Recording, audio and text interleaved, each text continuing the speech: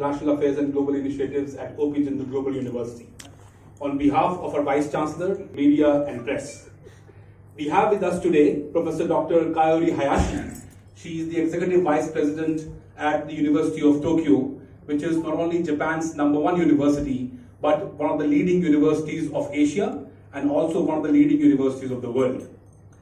The idea behind this media interaction is to give you an overview of what all new initiatives we have taken under our partnership with the University of Tokyo and what are the plans for the University of Tokyo when they want to collaborate and do many projects with Indian universities and also India as a whole as a country. So without further ado, I hand over the stage to our founding Vice Chancellor, Professor Dr. C. Rajkumar, for his welcome remarks and his brief overview. Thank you. Very good afternoon to you, the distinguished members of the media fraternity here in the city of Ahmedabad. We are very delighted to be here for a number of reasons, because of the fact that this city has a lot to do with the contemporary evolution of the relationship between both India and Japan.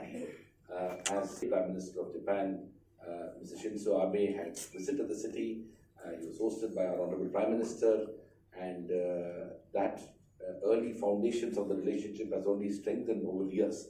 So we are very delighted that outside Delhi, Gujarat and the city of Ahmedabad is the first city that the University of Tokyo delegation is visiting as a tribute to Prime Minister Shinzo Abe, as well as a tribute to the growing relationship between India and Japan. This visit of the University of Tokyo to India and to Gujarat and here in the city of Ahmedabad has broadly 5 objectives.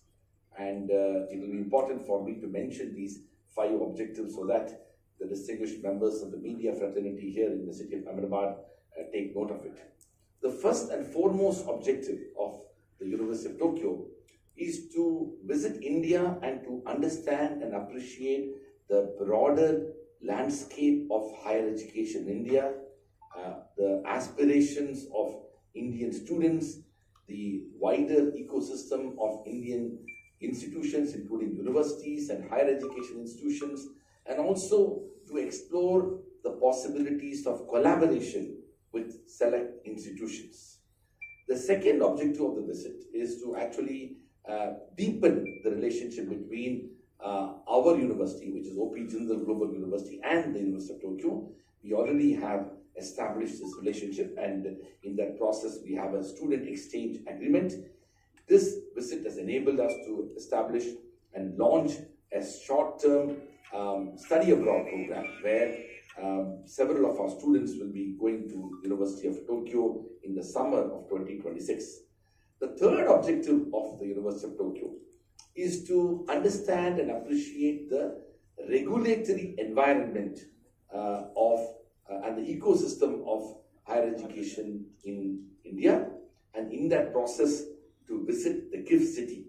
This morning, the University of Tokyo delegation, along with OP Jindal Global University, we visited the GIFT City and had extensive interactions with the key individuals, including the Managing Director and Chief Executive Officer, but also other individuals who are part of the GIFT City project and initiative. And those discussions were very enlightening and very useful for the University of Tokyo and us to understand the extraordinary potential that is being unraveled here in Gujarat and in the process in India itself. That's the third objective. The fourth objective of the University of Tokyo is to really engage with academic institutions, engage with school educators, engage with counselors, as well as others across India. And in that process, we have been hosting what is known as India-Japan Higher Education Conclaves. We had the first conclave in the city of New Delhi, in the capital city of the country. Today, this evening, we will be hosting a similar India-Japan Higher Education Conclave here in Ahmedabad. And tomorrow, we'll be doing a similar effort and initiative in the city of Bengaluru.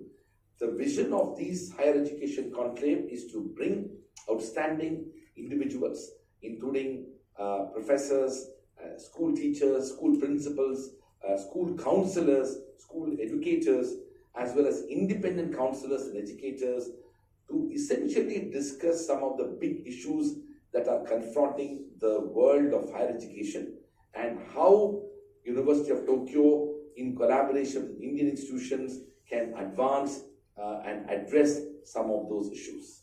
And the last objective is to work towards creating a new imagination for Japanese higher education among Indian students and Indian parents and Indian wider society. As some of you may be aware, while India and Japan has had a very historic and very evolved and deep civilizational relationship with its early influence related to Buddhism that had an impact on Japan, our government, our own, after the Second World War, India recognized Japan, and the Japanese Prime Minister was hosted by our own Prime Minister here in India in the 1950s. Much later, we built a relationship between both the countries through the Maruti Suzuki, which essentially brought Japanese technology, Japanese R&D as a part of a collaborative effort towards building manufacturing capacity, as well as aspirations for a lot of middle-class Indians to move and transition from a two-wheeler to a four-wheeler. That relationship that Maruti Suzuki had in India has now blossomed into a situation where even today, nearly 43% of the automobile market in India is occupied by Maruti Suzuki. And so that is also an extraordinary opportunity out there. It is also the case that despite all these developments over the years, the reality is that among the Indian students, Indian parents, Indian higher education institutions, Indian professors, Indian researchers, Indian think tanks, Indian knowledge society, Japan does not feature as a priority country for us to aspire to engage. And an outcome of that is that there are barely 1,600 students from India who are studying in Japan, while a country like China, which has had historical challenges in the relationship between China and Japan, has more than 125,000 students from China studying in Japan. Not to speak of the large number of Indian students who proceed to pursue higher education in the United States, in Europe, in the United Kingdom, in Canada, in Australia, in New Zealand, in simply every part of the world. So, in some ways, this visit of the University of Tokyo is also a reflection of the larger relationship between India and Japan that is growing in leaps and bounds. Both our prime ministers have consistently maintained that we need to make this relationship stronger, and higher education could also play a very significant role. It is also the case that there's a demographic challenge that prevails in Japan, which I believe India can also help and support. That is that Japan has an aging population, and Indian demography is such that we have 1 billion people who are less than 35 years of age. The reality in India is that while we are a country of 1.5 billion people, 1 billion of them are less than 35 years of age. At the dawn of Indian independence in 1947, our life expectancy was barely 36. Today, it is more than 72. And the United Nations has estimated that in the next few decades, our life expectancy will move beyond 80.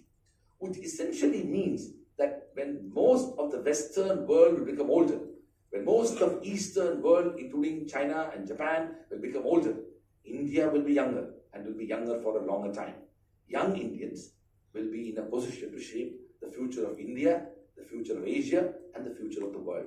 And Japan, like no other country, recognizes that, and hence they are here to understand, appreciate, and connect, and even collaborate with Indian institutions, and to provide a fertile ground, an aspiration, an opportunity for the next generation of Indians to be able to pursue teaching, research, as well as learning in Japan.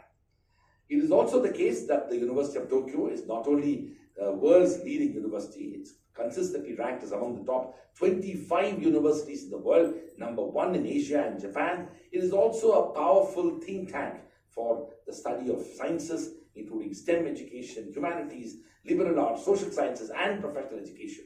There have been more than 15 Japanese prime ministers who have been graduates of the University of Tokyo. There have been several Nobel laureates who have been part of the faculty at the University of Tokyo, and hence it is important for we in India to look at Japan seriously and to create opportunities for us to collaborate. We are so delighted to be here in Gujarat, in the city of Ahmedabad, which resonates very closely with the Japanese imagination, and largely because of the extraordinary efforts of our Honorable Prime Minister Shri Narendra Modi ji, to be able to build this relationship as a steadfast and a strong and a substantive and a powerful, robust relationship built on not only the collaborative efforts on industry and manufacturing and entrepreneurship and innovation and technology, but also on the basis of shared values.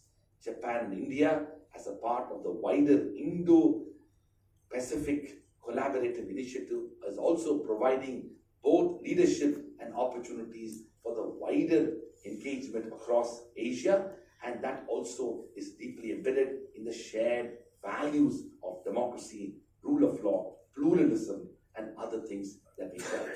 And that is why this visit of the University of Tokyo to India and to Ahmedabad is significant. Lastly, I want to say the University of Tokyo is also representing not only their institution, but they have been vested with the vision of being a spokesperson for the wider higher education system and universities across Japan.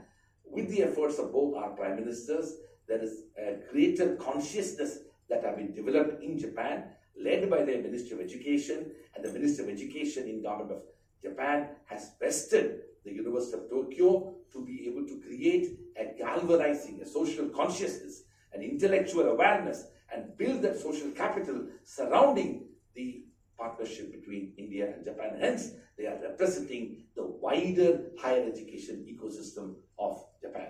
We were very fortunate at OPG, the Global University, to have signed a memorandum of understanding and remain the first Indian university to have been established this relationship with the University of Tokyo to offer a customized, unique short-term study abroad program for our students. We believe that this will create a new set of awareness and opportunities for Indian students to look at Japanese higher education more seriously, and Japan becomes an aspirational destination for a large number of Indian students.